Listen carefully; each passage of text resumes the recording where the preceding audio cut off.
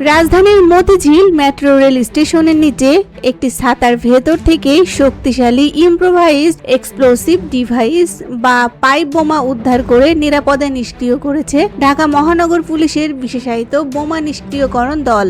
শুক্রবার সন্ধ্যা প্রায় 6টার দিকে স্টেশনের গ্রাউন্ড ফ্লোরে ডিজেল জেনারেটর রুমের পাশে একটি পরিত্যক্ত ছাতা থেকে সন্দেহ হয় দায়িত্বরত আনসার সদস্যদের। খবর পেয়ে এমআরটি পুলিশ, মতিঝিল থানা পুলিশ এবং সিটিটিসির বোমা ডিসপোজাল টিম ঘটনাস্থল ঘিরে ফেলে। পরে রাত 7:30টার দিকে নিয়ন্ত্রিত বিস্ফোরণের মাধ্যমে আইইডিটি নিষ্ক্রিয় করা হয়। পুলিশ জানিয়েছে বোমাটিতে ইলেকট্রিক সার্কিট, ব্যাটারি, প্রায় 1 থেকে 1.5 কেজি সালফার এবং লোহার বল ব্যবহার করা হয়েছিল। নিয়ন্ত্রিত বিস্ফোরণের সময় স্প্লিন্টারের আঘাতে মিরাজ আহমেদ নামে এক পথচারী আহত হন।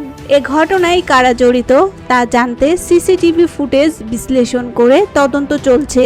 মতিঝিল থানায় মামলা দায়েরের প্রক্রিয়াও চলছে।